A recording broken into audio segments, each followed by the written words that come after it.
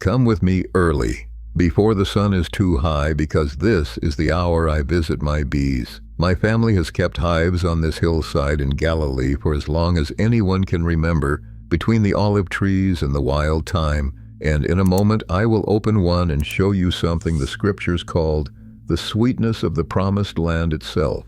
But first I have to tell you something that grieves me, and I will say it plainly the way an old farmer should. That jar of honey in your kitchen, the bright golden one, smooth as glass, that pours in a perfect ribbon and never changes month after month, year after year. I'm sorry, my friend, there is a very good chance that it is dead, and some chance, if I am honest with you, that it is not entirely honey at all. The Bible speaks of a honey that was alive, a food so precious that God himself used it to describe paradise. What sits on most store shelves today is something else wearing its golden color. My name is Tobias. I am only a farmer and a keeper of bees, but I have harvested honey with my own hands every summer of my long life. And today I will show you what living honey actually is, how it quietly died on the way to your table, and the one humble sign, a sign most people mistake for spoilage. That tells you that you are holding the real living honey the Bible meant. Stay with me, because that last part will turn everything you thought you knew upside down. But first, let us open the scriptures, because no food on earth carries a greater blessing than this one.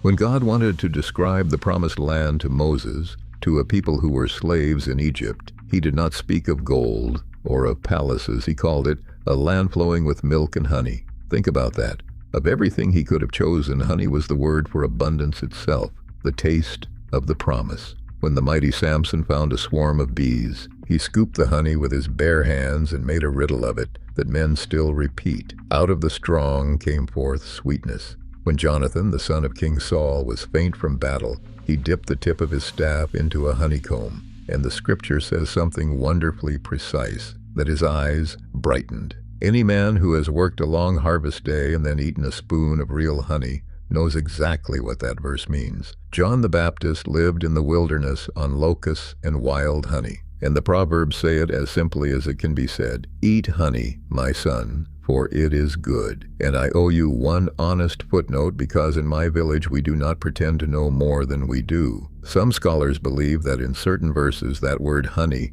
may also have meant the thick syrup of dates, which this land has always loved. Both were treasures. But the honey of the bees, the honey of Samson and Jonathan, was the rarer and more wondrous of the two. It was found wild, in hollow trees and rocks, and yes, sometimes in stranger places, and it was eaten exactly as the bees made it, alive, untouched, straight from the comb. Hold that picture, because now I want to show you what a miracle that comb actually is. Let me tell you what is inside a jar of true raw honey, because I promise you it is not just sugar. When my bees fly out over these hills, they visit the thyme, the wild flowers, the citrus blossoms, and they carry home nectar. And then they do something no factory on this earth can copy. They concentrate it, they fan it with their wings, and they add to it something of themselves, natural enzymes from their own bodies that transform the nectar into something new. Real honey carries those living enzymes. It carries grains of pollen from every flower the bees visited, a signature of this exact hillside, so precise that a scientist reading the pollen could tell you where my hives stand. It carries traces of propolis, the resin the bees use to seal and protect their home. Raw honey is not a sweetener. It is an entire landscape condensed by 100,000 small workers into a jar. And here is the number that should make you sit down. One bee in her entire life, all her labor, every flight, every flower, produces about 1/12 of a single teaspoon of honey. 1/12 of a teaspoon. When you eat one spoonful of real honey, you are eating the whole life's work of a dozen bees, and the visits to thousands upon thousands of flowers. My grandfather used to say that honey is the only food a man eats that was made with wings, and this living food has one more property that borders on the miraculous. Kept sealed and dry, it does not spoil. Archaeologists opening ancient tombs in Egypt have found pots of honey thousands of years old, sealed in the dark since before the scriptures were written, and the honey was still honey, still good. No meat, no fruit, no bread on this earth can do that. The old people were right to treat it as something sacred. So if real honey is alive and real honey keeps for 3,000 years, what exactly is wrong with the jar at the store? Here is what happens plainly between the hive and that shelf.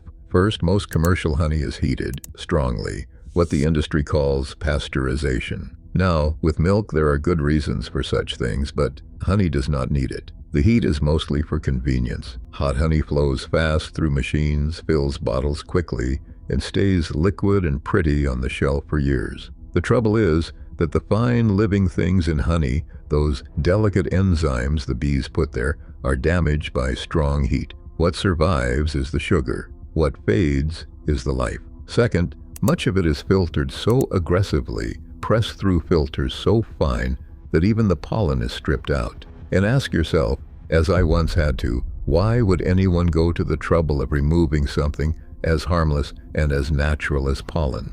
I will tell you the answer the trade does not advertise. Because pollen is a fingerprint. It tells you what country, what region, what flowers a honey truly came from. Strip the pollen and the honey becomes anonymous, untraceable.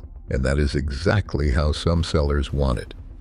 Because, and this is the part that should make you angry, honey is today one of the most adulterated foods in the entire world, spoken of in the same breath as olive oil. There are operations that quietly stretch honey with cheap syrups made from rice or corn, sweet, golden, and nearly invisible to a simple test. When European authorities recently tested imported honey at their borders, the results were shocking. Close to half of the sampled shipments showed signs of being not pure honey.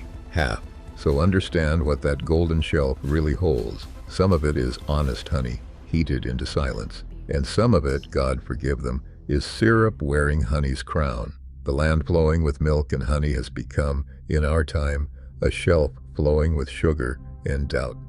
Now, if this is opening your eyes the way it once opened mine, do an old beekeeper a kindness and subscribe to the channel, because we are walking through God's pantry one food at a time, the olive oil, the honey, and next, the bread. And I want you with me for all of it. And tell me something down in the comments. Does your family have a beekeeper, or did your grandparents keep hives? I read every answer now. Come close, because I promise to turn your world upside down. And here it is. How do you know in your own kitchen that a honey is real and alive? The answer is the very thing you were taught to fear: crystallization. Listen carefully, because this one truth will save you money for the rest of your life.